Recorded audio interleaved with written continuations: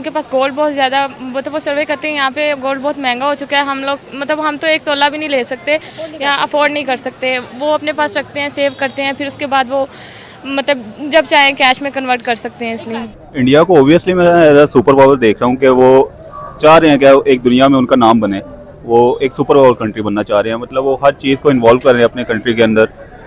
सिर्फ सोने की अगर आपने बात की है तो वो I didn't know about that. तो पाकिस्तान को पीछे बैक हैंड पे फेंक दिया गया। पाकिस्तान को कोई पूछता नहीं है। हमारे शहबाज शरीफ साहब का ये बयानात है कि हम किसी कंट्री में जाता हूँ, मैं खुद एज अ प्राइम मिनिस्टर किसी मुल्क में जाता हूँ तो उस मुल्क का प्राइम मिनिस्टर मेरे से नज़रें मिलाकर बात नहीं करता, कहीं ये कुछ मांग ना ले। आप बताएं कि मांगने वाले कौम की इज्जत होती है। जय हिंद दोस्तों, भारत एक बार फिर से करोड़ों अरबों रुपए का सोना खरीदने जा रहा है और इसकी वजह से भारतीय अर्थव्यवस्था को बहुत ही बड़ा फायदा होने वाला है। आपको बता दें कि भारत दुनिया के 5 सबसे ज्यादा सोना खरीदने वाले देशों की लिस्ट में शामिल हो चुका है और अंदाजा ये लगाया जा रहा है कि आने वाले समय में भारत ही इस लिस्ट में प्रथम पायदान पर होगा। खरीदने का पर्पस ये था कि अपने मुल्क में उसकी प्रोडक्शन करके ज्वेलरी में उसको कन्वर्ट करके दूसरे मुल्कों में महंगा एक्सपोर्ट करेंगे। मुझे बताएं, जिस बिजनेस माइंड के साथ इंडिया चल रहा है और आप देखें कि आने वाले वक्तों में वो डॉलर को पीछे छोड़ के अपना सिक्का चलाने के चक्कर में पूरी दुनिया में कहाँ स्टैंड करता देख रहे हैं आप उनकी इस चीज़ को? इंडिया को ओबियसली मैं एज अ सुपर पावर देख रहा हूँ कि वो चाह रहे हैं कि एक दुनिया में उनका नाम बने, वो एक सुपर पावर कंट्री बनना चाह रहे हैं। वो हर चीज़ को इन्वॉल्व कर रहे हैं अपने कंट्री के अंदर। सिर्फ सोने की अगर आपने बात की है तो वो I didn't know about that. तो ऑब्वियसली बाकी चीज़ें भी हैं जिसमें वो काफ़ी आगे जा रहे हैं, जहाँ पे हम उस पॉइंट में कहीं स्टैंड नहीं कर रहे। तो और अगर मैं बात करूं पाकिस्तान की, तो पाकिस्तान में हम सबसे ज्यादा मेजरली अपने पॉइंट आउट करते हैं। अगर मैं प्रोडक्शन की बात करूं तो हम कहते हैं हम टेक्सटाइल में बहुत आगे हैं।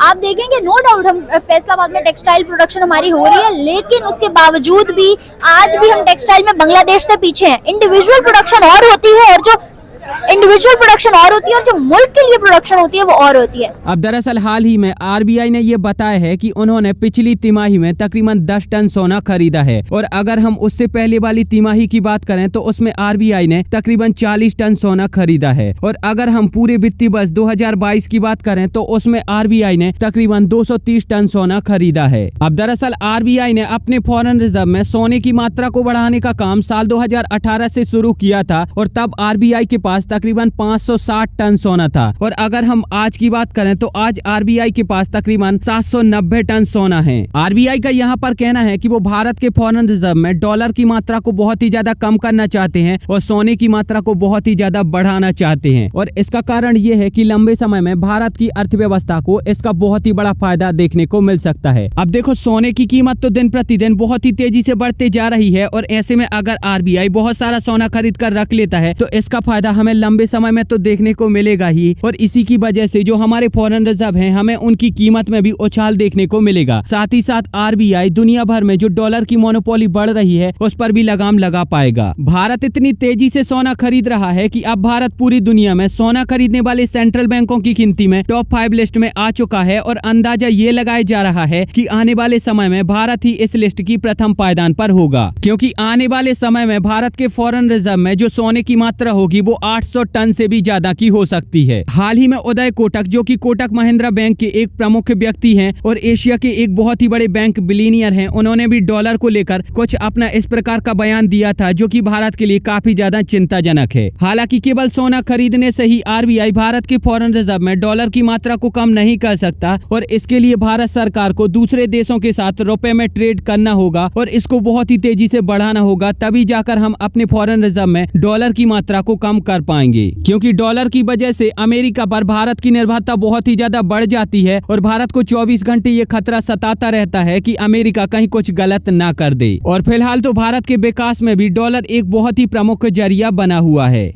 वो ख़वातीन वहाँ पे ज़्यादा हैं और उनके पास गोल्ड बहुत ज़्यादा, वो सर्वे करते हैं यहाँ पे गोल्ड बहुत महंगा हो चुका है। हम लोग हम तो एक तोला भी नहीं ले सकते या अफोर्ड नहीं कर सकते। वो अपने पास रखते हैं, सेव करते हैं, फिर उसके बाद वो जब चाहें कैश में कन्वर्ट कर सकते हैं। इसलिए आपको क्या लगता है?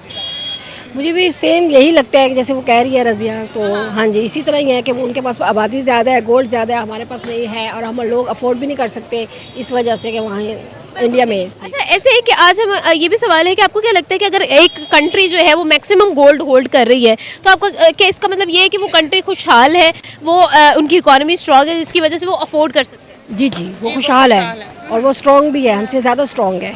हम लोग नहीं हैं इतना। अच्छा, क्या कहना चाहेंगे इस बारे में कि किस तरह से जो है एक डेफिनेटली अगर वो 11% गोल्ड होल्ड करती हैं तो इसका मतलब ये है कि हम कि किस तरह से वो इन्वेस्टमेंट के लिए कर रही हैं, किस तरह से इसको लिया जा वो मतलब अपने पास रखते हैं, सेव करते हैं, उसके बाद वो अपने वो कैश कर सकते हैं किसी भी वक्त उसे सेल करके। के अंदर आप देखोगे इंडिया के साथ बहुत बड़े बड़े मुआहदे हो रहे हैं आजकल। जो कर रहा है इंडिया कर रहा है यूएई के साथ। पाकिस्तान को पीछे बैक हैंड पे फेंक दिया गया। पाकिस्तान को कोई पूछता नहीं है। हमारे शहबाज शरीफ साहब का ये बयान है, ये बयानात है कि हम किसी कंट्री में जाता हूँ, मैं खुद एज अ प्राइम मिनिस्टर किसी मुल्क में जाता हूँ तो उस मुल्क का प्राइम मिनिस्टर मेरे से नज़रें मिलाकर बात नहीं करता, कहीं ये कुछ मांग ना ले। आप बताएं कि मांगने वाली कौम की इज्जत होती है?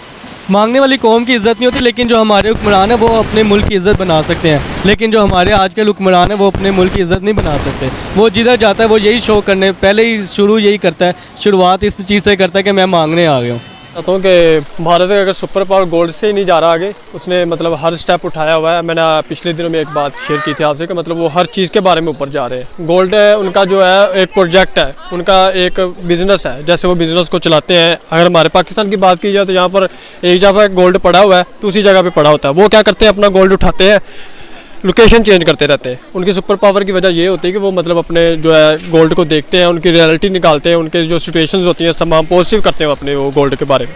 India is a biggest economy, one of the biggest economy in the world. They are one of the biggest market. They are one of the biggest exporters of the world, and they are highly based in their IT sector, in their intelligence, medical, educational. मतलब आप इनको जहाँ पर भी देखेंगे they are doing exceptional well. And now just couple of weeks back इन्होंने अभी recently UK की इकोनॉमी को भी पीछे छोड़ा, fifth number. So these things actually make the nation. लोग यहाँ पर work करते हैं other countries according to their foreign policy. They don't see what kind of bilateral relations they have with other countries. Though we consider UAE as one of the best friends, they are doing exceptionally well for us too. We are not saying that they are not giving us anything. नहीं sir, हमारे साथ अगर अच्छा करते तो मैं आपको बताऊं कि अगर जब हमारी बारी आती है यूएई से, जब हम कहते हैं कि भाई कोई पाकिस्तानी को हम बाहर भेजना चाहते हैं तो वो कहते हैं कि शराइत रखते हैं कि भाई आपके अकाउंट में कम से कम 5,000 दरम होने चाहिए। जबकि इंडिया की बारी आती है तो इंडिया को वो कहते हैं कि भाई कुछ भी ना हो, बस आप आ जाओ। क्या वजूहत है? हर कंट्री की मैं बात बता रहा हूँ। रशिया ने भी रिसेंटली ये ऐलान किया है, रशिया ने भी ये ऐलान किया कि भाई अभी हम फ्री विजिट वीज़ा देंगे इंडियंस को कि आप आओ हमारे पास विजिट करो, रशिया पूरा घूमो और वापस चले जाओ। हालांकि आरबीआई के इस फैसले पर आपका क्या कहना है, आप मुझे नीचे कमेंट में जरूर बताइए। और अगर आपको ये वीडियो अच्छी लगी है तो प्लीज इस चैनल को सब्सक्राइब करके बेल आइकन भी दबा लीजिए। साथ ही साथ आप हमें इंस्टाग्राम पर फॉलो कर लीजिए, इसकी लिंक आपको डिस्क्रिप्शन में मिल जाएगी। तो मिलेंगे एक नई वीडियो में, तब तक के लिए जय हिंद, वंदे मातरम।